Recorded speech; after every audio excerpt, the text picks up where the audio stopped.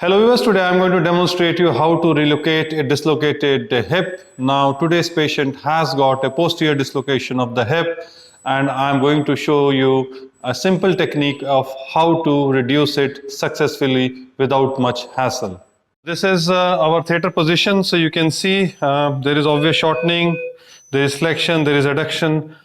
This is a typical deformity of posterior dislocation. We have kept our C-arm on the opposite side. So that you need a confirmatory X-ray for medical legal purposes to confirm that you have reduced it. Next, I will show you how to reduce it in a safe manner.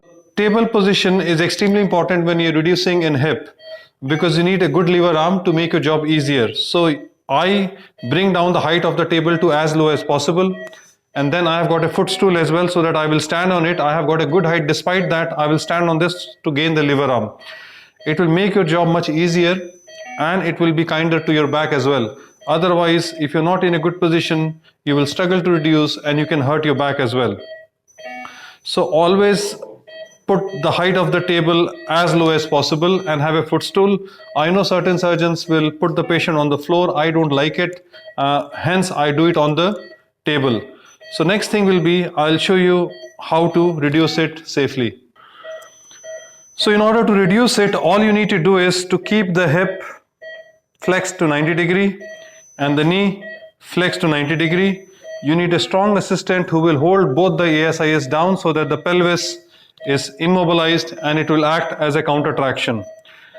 And the next step is I will put this underneath the knee.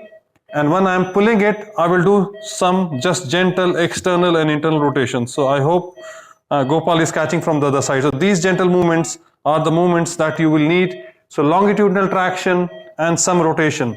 So this will help you reduce the hip. Other key is that you need to coordinate with the anesthetist. As soon as the anesthetist will give the muscle relaxant, that is the time when the muscle is relaxed. You have got just little window of opportunity. So I'm just doing it and I can feel that this hip is already reduced. A lot of surgeons, especially the junior surgeons, once they have reduced the hip, they feel the job is done. However, that is not true. You need to assess in what position the hip is coming out. So first I will check internal rotation in extension and external rotation in extension. So this hip is very stable in extension and it's not going to come out.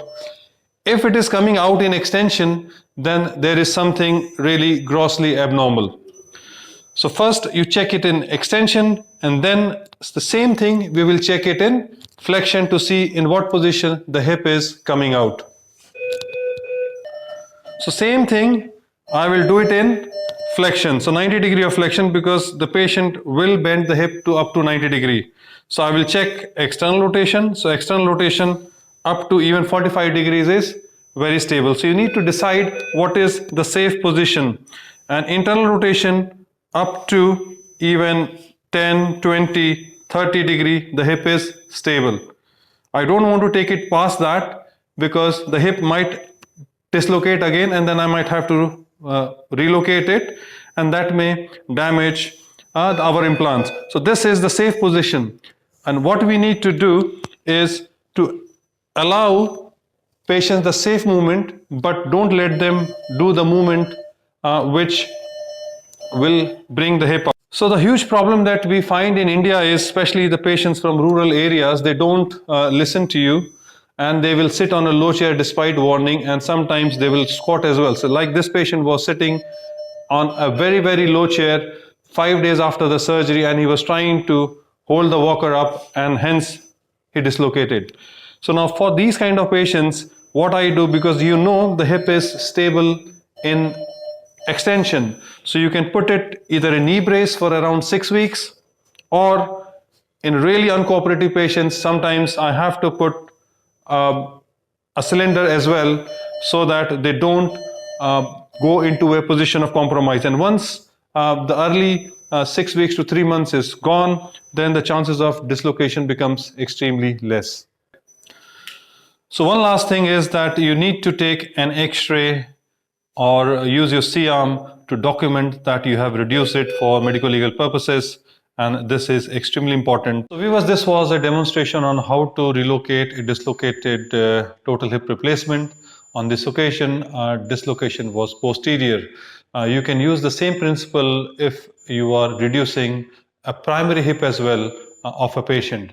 Now, I think the key is that you need to have a good lever arm. So have the table down and have yourself on a stool so that you have got a long lever arm, and this will not hurt your back and you will be able to reduce it with ease. And after reduction, do assess what is safe range of motion for this particular patient. I think that is the most important part of this procedure. Once you have done that, you can use either hip brace or any form of immobilization to keep the patient in the safe range of motion. I hope you find this video useful.